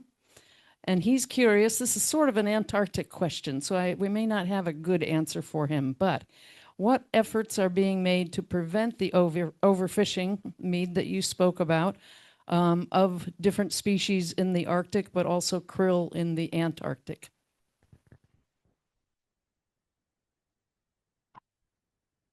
I will just say that the agreements that we have, the United States and many of its allies are working to regulate and find ghost ships, find illegal, unreported fishing, and that's something which has been, I think, the U.S. operation. I've forgotten the name, title of it, but it's got security agencies, environmental agencies, and close to 18 agencies of the United States are coordinated on that issue, and with many other nations. So there's at least an understanding that you've got to do that properly. China, I'm concerned about China in the Arctic and the Antarctic because they have gone to unregulated areas. We gave the Chinese, we gave everybody a gold-plated invitation for the Central Arctic Fishing Agreement. And so you're seeing much greater Chinese investment in fishing research in the Arctic. And I think, you know, if there is anything in the president's satchel for his discussions with the president of China, with the leader of China next week, protecting these marginal areas of the environment should be on it. Great, good answer. Whoop. Thank you, Julie. Just a moment, please. Sure. Okay, go. Yeah. Again, if someone else wants to jump in, the Arctic, I think that was well covered by me. But on the Antarctic, problem there is in the Arctic, countries have their borders. They're there, and they can send their ships out to 200 miles and say, "What are you doing here?" So there's at least some monitoring of it. Antarctica has nothing down there. There are no countries bordering Antarctica within 200 miles. So, I mean, you know, some countries have island and have research stations there, but there's no military activities. And so the Chinese and the Russians are overfishing. This is not an Antarctic meeting, so I won't go into it. But let's just say they are taking advantage of the lack of cooperation that they have instigated, and they're overfishing. And we don't know how much, but they're right up against the maximum limits, krill primarily, which is used for fish, for feeding artificial fish farms, and is also used heavily for the substance that comes out of it is used for cosmetics and as an oil that is important. So it's well used. A lot of it comes in for that purpose into the United States. So if we need to have another meeting on Antarctica, let's get into that. But let's just say Arctic seems controlled by fishing countries and bordering states, but Antarctica is not monitored at the moment, and that is not good. Great answer, but I know Bill has something to add to it. Just a bit of an update. There is some activity going on in Antarctica relating to fishing regulations. There's going to be a meeting in October of the countries that are most active in fishing in Antarctica, at which this krill issue will be discussed. For many years, there were limits placed on the amount of krill one could catch. Krill, for those who are not familiar, is a shrimp, basically. It's just not tasty, except for when it's ground up and put into other things. Unless you're a whale or a seal or a penguin, all sorts of other critters, just not humans, like to take it straight. The biggest catcher of krill is Norway. The biggest processor of krill oil is the United States. And so if there's people who are very interested in how krill are protected, those are the two governments particularly to be engaged with. And there's also an environmental organization called ASOC, ASOC.org, that is very interested in protecting krill. So if you're on the environmental side and want to get engaged on that area, that's who you would do it with. Thanks. Also, Pew Trust is involved in that. Pew Trust. Lawson. I would say that recent science tells us this different story about fish in the Arctic Ocean, very, very recent, that it's highly plausible that there won't be great growth.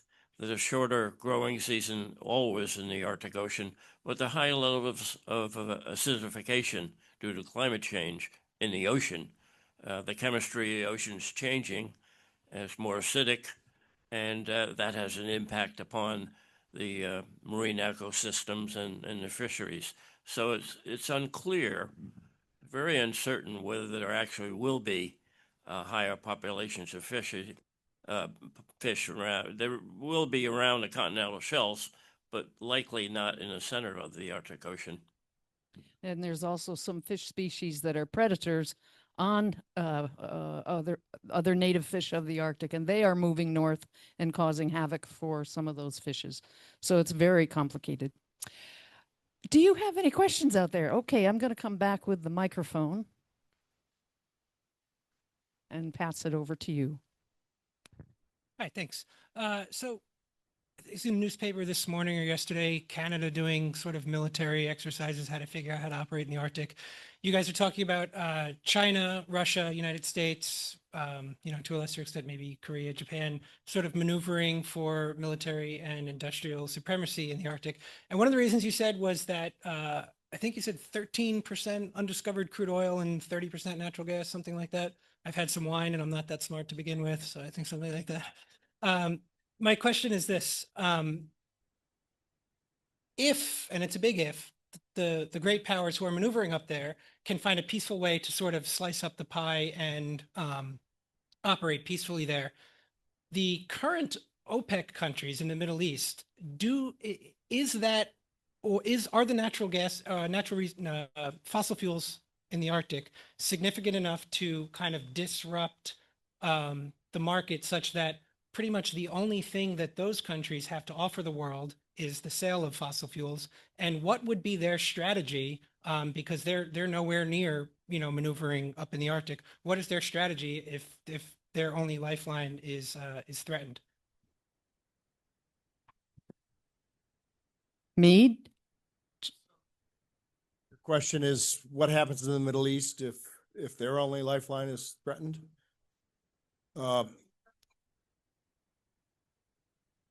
Well, I think what you've seen is that the role of OPEC has been diminished several different ways over the last several decades. So Russia is a large oil producer. They're also a large gas producer.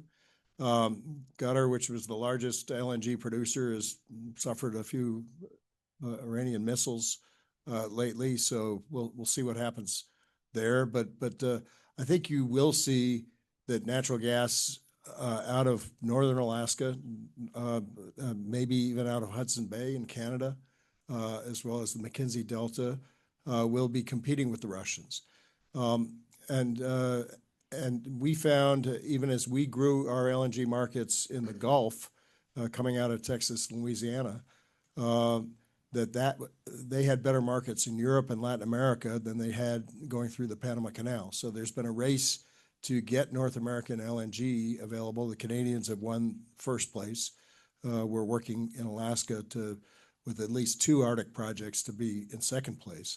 And the Russians were actually in first place, but with Sakhalin being closest to the Asian market. So it's hard to say. What Lawson said about fossil fuels, I agree with him that there's very few Russian products that you have, but I think the rest of the world, and if you go to the UAE and Abu Dhabi, they are very, very serious about value added, very, very serious about their economy growing, not from oil and gas. So I'm not as worried about that there. But what Lawson said about Russia is true. What products on global consumer markets, global industrial markets, do the Russians sell that compete well? And I can name vodka and arms, and that's about it. Don't build airplanes. Yeah, and it's not, and so ultimately Russia's got to move. But I'm less worried about the Middle East than you are. Other questions? Yes, sir. Hi, guys. So my question obviously is to the panel. Are we genuinely still committed as a global community to preventing climate change and slowing planetary warming, or have we entered a new geopolitical era in which the strategic and economic opportunities created by climate change, particularly in the Arctic, are quietly reshaping national priorities? And furthermore, how do we reconcile the apparent contradictions between publicly pursuing sustainability and privately preparing for expanded Arctic militarization, resource extraction, energy competition, and territorial influence? Wow. No, that's okay. That's a good question. Whose AP history question is that? Good God Almighty. Where to start? So no, there's clearly no global consensus on how to deal with climate change. And that's nothing particularly new. It's been that way for about a decade or so. Whether that changes or not is a whole other question, and in what direction that changes. Now, what one does with contradictions, we all live contradictions. That's nothing new. And so countries should continue to pursue national interests in the various ways that they do. Part of their national interest does allow for the opportunity for collaboration. I come back to the United States is roughly 4% of the global population and roughly 20% of the global economy. So we've done something special here in the United States, and it's something well worth protecting and engaging with. But 4% of the population is not a large quantity. So how do we work with others, and in what areas do we engage in collaboration, and what areas do we not collaborate quite as closely? And climate change is one of those global issues where people are going to be focused on.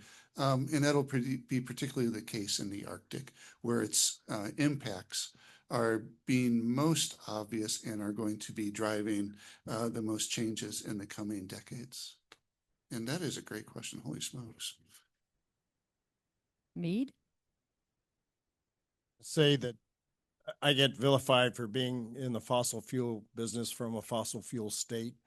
And I will just tell you that natural gas is responsible for almost the majority of climate gains that we've made in reducing greenhouse gases by switching from coal, switching from heavy oil. And there's more of that that can and should be done. Second, it's the easiest fossil fuel to decarbonize. And if anything that has happened from this lack of consensus, and I agree with Bill, it's been in the last decade, is that if you just start out with the idea that the only way to fix the climate is to eliminate an industry rather than bring that industry in to help solve the problem, you're not going to solve the problem. Until you have alternative sources that can have a clearing price, that are not going to put people out of business, that are not going to make farmers inactive, and not going to have people starve, you have that. We in Alaska have pioneered the leasing issues for carbon sequestration.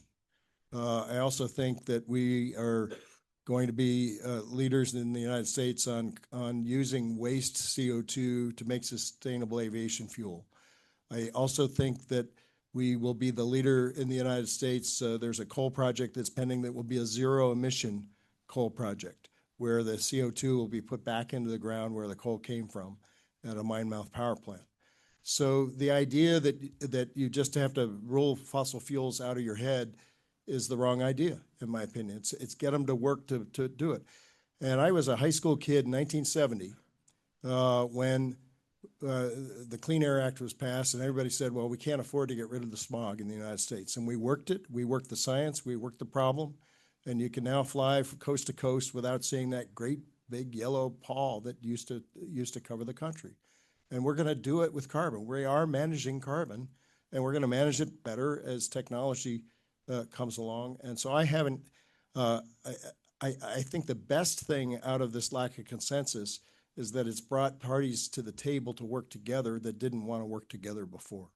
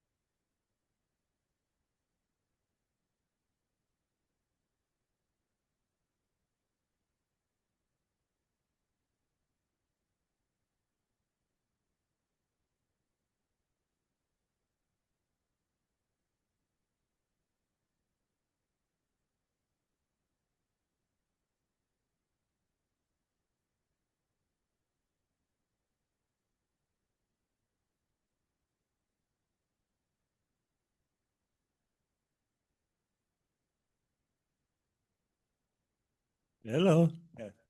I don't know that this question has been asked. My biggest concern overall about the Arctic is global warming and sea rise. I grew up in Panama, in the San Blas Islands on the north corner of near the Panama Canal at the Atlantic entrance. They're now relocating people because the islands are getting flooded. So it's coming. We can debate how much, when, whatever. But I'd like to get your opinion on what you think, maybe forecasting, if you can, the impact of the rising seas, because I think we have enough proof that maybe it's slowly, but it is coming. And this is due to the ice melting in the Arctic. And I've been, to Alaska, and I've seen, the ice melting. So I would like to get your opinion on that, because I really think that might be one of the biggest concerns that a lot of us have.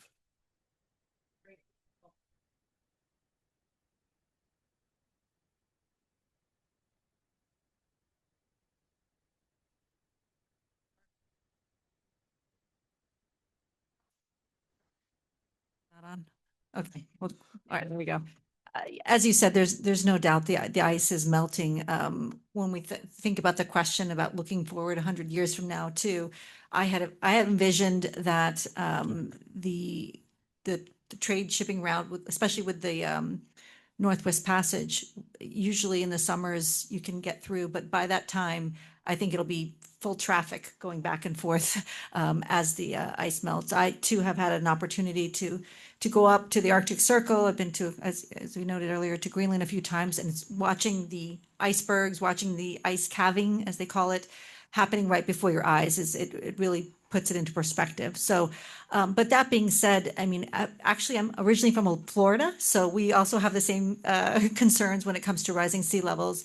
And so it's all about planning. It's all about resilience, right? And I think it doesn't have to be all gloom and doom when we think ahead of what that could look like. And I think with the technology, the innovation that's out there, there are ways to adapt. I mean, I think it's going to be inspirational to see what Indigenous communities can do because they're already thinking about that adaptation. I think that would be very important moving forward and looking ahead as we see rising sea levels overall. But I mean, there's so many different efforts that right now, I think in Europe, we're seeing some of that technology innovation with housing on stilts that are now floating airports, the infrastructure. I mean, there's so many different aspects that can be done and utilized looking forward, but you have to have the plan in place and looking at it from a resiliency standpoint.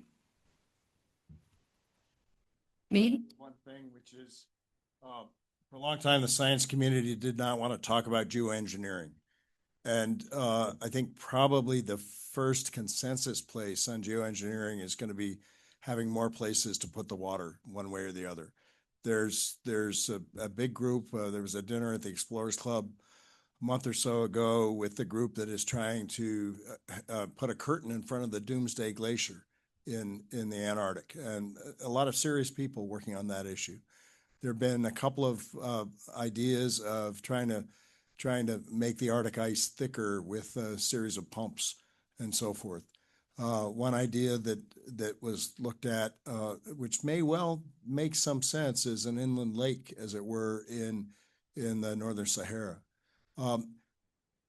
And so at least don't stop asking that question, but also don't, we don't have a National Center for Atmospheric Research at a mountaintop in Boulder anymore, and Lawson and I were there probably 15 years ago where we challenged the modelers and we said, okay, let's suppose we stop doing all carbon or greenhouse gas emissions. When do we get the ice back that we had 100 years ago? And the answer is probably 200 years. So the trend and if that science continues there, the trend is you probably will see sea level rise. And I think we need to look at some large ideas to address it. Comment about your question. Give you an anecdote. I was on a federal commission and we visited Norfolk, the largest naval base in the world.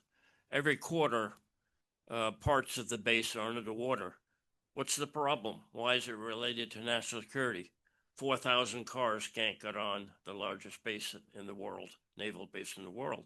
So there is direct national security implications about climate change and sea level rise.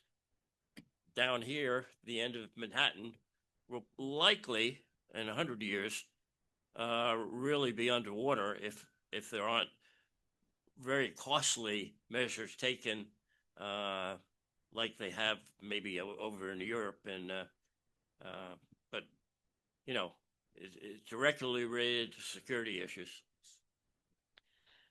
Okay, and I think on that note, we're going to be closing down the panel discussion because I think everybody's been sitting a very long time. To those of you on the webinar, I know we have 2 questions left. I'm going to ask you guys if you could, we'll figure it out together, but we will answer you personally with those particular questions. And I'd like to say a special thanks to Travis, who's been instrumental in getting things all set up to have microphones and cameras and get the webinar working. So thank you, Travis. Well behind the scenes and sitting in Germany in the middle of the night or maybe the middle of the morning is Seth Pilgrim, who works as a volunteer with the American Polar Society to make sure we have some of these technical most working for us. So thank you to Seth, who's behind the curtain. And Chaz, if you could stand up and come up here and join me, a very special thank you to this man. He has been working many, many long days to make this work, and I think that he deserves a huge applause.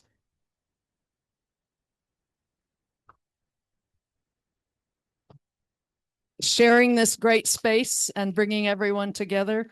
I think they pointed out the most important thing is communication and teamwork, right? Is cooperation and communication.